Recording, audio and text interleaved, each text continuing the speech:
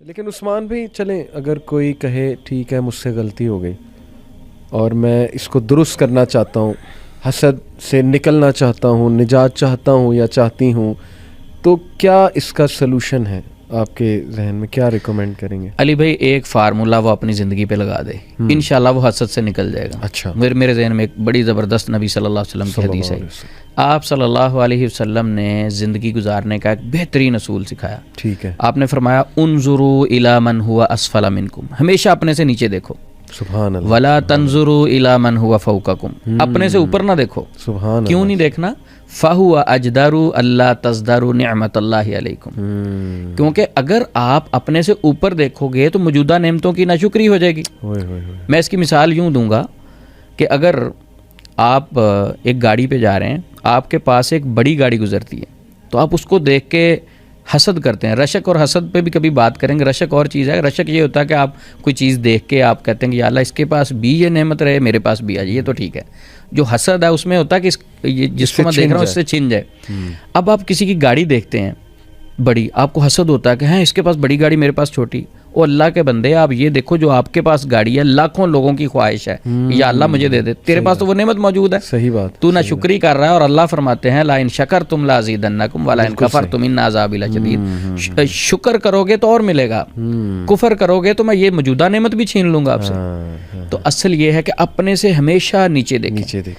جو آپ کھانا کھاتے ہیں بیٹھ کے سوچیں کہ یہ جو میں کھانا کھا رہا ہوں، یہ روز کھانا کھاتا ہوں اور اللہ کی ناشکری اگر کرتا ہوں، لاکھوں لوگ ایسے ہیں جو زندگی میں خواہش کرتے ہیں اللہ ایسا کھانا زندگی میں ایک بار دے دے جو میں روز کھاتا ہوں اور ناشکری کرتا ہوں۔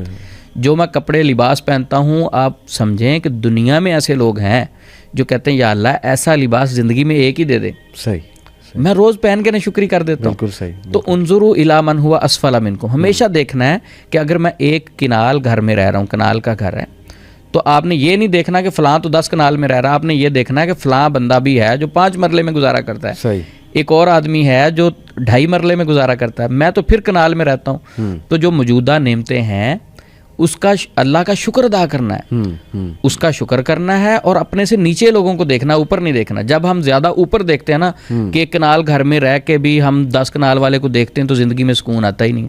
جب سکون نہیں آتا تو پھر حسد پیدا ہوتا ہے، جب حسد پیدا ہوتا ہے تو میں نے اسلامی تعلیمات کو چھوڑا نا، تو بات وہیں آئی کہ اس تعلیمات یعنی تعلیم کی شعور کی کمی ہے، اور شعور جو آتا ہے، تعلیم جو آتی ہے وہ قرآن و سنت کے علم سے آتی ہے۔ کسی نہ کسی طرح آپ اٹیچ رہیں قرآن و سنت کے ساتھ، انشاءاللہ آپ ان چیزوں سے بچ جائیں گے۔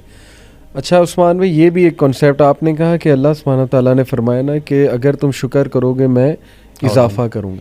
کچھ لوگ کہتے ہیں کہ جی ہمارے تو اضافہ نہیں ہو رہا، شاید وہ اضافے سے صرف مال کا اضافہ سمجھیں، حالانکہ رزق آپ بہتر بتائیں گے کہ اس میں سوشل سٹیٹس آتا ہے۔ بالکل، کیا پتہ اللہ آپ کو عزت دے، عزت میں اضافہ کرے آپ کی، اللہ آپ کے ساتھ ایسے لوگ منسلک ہو جائیں جو بڑے لائل ہیں، وفادار ہیں، یہ بھی تو رزق ہے۔ جی بالکل، آپ کی جو ارد گرد آپ کے جو لوگ ہیں وہ تابع دار ہو جائیں آپ کے، آپ کو بیوی اچھی مل جائے، یہ بھی رزق میں اضافہ ہے۔ تو ان کا مائنڈ چونکہ صرف پیسے پہ ہے نا، پیسے کے ارد گرد، وہ کہتے ہیں نہیں اس میں اضافہ کیوں نہیں ہوا، حالانکہ اضافے سے تو بہت سی چیزیں، یعنی رزق صرف مال کو نہیں کہتے، صحت کو بھی کہہ سکتے ہیں، صحت کو بھی کہہ سکتے ہیں۔ ٹھیک ہے، رزق اگر اس کو رزق یہ نہ محسوس ہو، ایک آدمی کہتا نہیں رزق، صحت کیسے رزق ہو سکتا ہے، تو وہ ذرا ہاسپٹل میں جائے، کچھ لوگ اس کو وینٹیلیٹر پہ نظر آئیں گے، پھر اندازہ ہو جائے گا کہ میرے پاس کون سی نعمت ہے۔ سب سے بڑی نعمتیں نبی صلی اللہ علیہ وسلم نے دو کہا ہے نا، 2 چیزوں کو، نعمتان مغبون فیہما کثیر من الناس الصحۃ والفراغ، سب سے بڑی 2 نعمتیں ہیں جن کو ضائع کیا تو وہ ایک صحت ہے اور ایک فراغت ہے، سب سے بڑی یہ 2 نعمتیں ہیں۔ ٹھیک ہے، صحت جو سب سے بڑی اللہ کی نعمت ہے، ایک آدمی اس کا میں پتہ لینے گیا، اس کی آنکھ خراب تھی، تو میں نے کہا کیا ہوا؟ کہتا وہ آنکھ میں ایک نا پمپ لگا ہوتا ہے وہ ذرا ڈیمیج ہو گیا۔ اچھا، میں نے کہا اب اس کا کیا ہوگا؟ کہتے وہ نا سری لنکا سے ملے گا شاید 4-5 لاکھ روپے کا، وہ اوریجنل بھی نہیں ہے، وہ میں اس میں لگاؤں گا۔ اب دیکھیں نا آنکھ کتنی بڑی نعمت ہے، میری آنکھوں میں بھی لگے ہوئے ہیں وہ پمپ، آپ کے بھی، ہم نے کسی ڈاکٹر سے رکھوائے ہیں۔ صحیح، تو صحت بھی اللہ کی طرف سے رزق ہے، سکون ہے۔ جس کے پاس آنکھیں نہیں اس سے پوچھیں، جس کے پاس صحت نہیں اس سے پوچھیں، جو وینٹیلیٹر پہ اس سے پوچھیں، ٹھیک ہے، جس کی ٹانگیں کام نہیں کرتی اس سے پوچھیں یہ کتنی بڑی نعمت ہے۔ تو ہمارے پاس 1000 نعمتیں ہوتی ہیں، ہم ایک چیز کو فوکس کرتے ہوئے اس 1000 نعمتوں کی ناشکری کرتے ہیں اور اللہ کی پکڑ آ جاتی، زندگی سے سکون ختم ہو جاتا ہے۔ عثمان بھائی بہت مزہ آیا آپ سے گفتگو کر کے, بڑی زبردست آپ نے جو ریزنز بھی بتائیں, سلوشن بھی بڑے زبردست آپ نے بتائے, حسد سے نکلنے کا بھی سلوشن آپ نے بڑا زبردست بتایا. تو بہت بہت شکریہ, اور اللہ تعالیٰ آپ کے علم میں عمل میں اضافہ بھی کریں. کام آپ بہت اچھا کر رہے ہیں, اس کو جاری رکھیں. ہمیشہ آپ سے گفتگو کر کے میں بھی بڑا کچھ سیکھتا ہوں, میرا بھی ایمان تازہ ہوتا ہے اور کافی چیزیں ریوائز ہو جاتی ہیں. تو انشاءاللہ آپ کے ساتھ سلسلہ جاری رہے گا. اپنا خیال رکھیں, دعاؤں میں یاد رکھیں مجھے. جزاک اللہ عثمان بھائی. السلام علیکم ورحمۃ اللہ.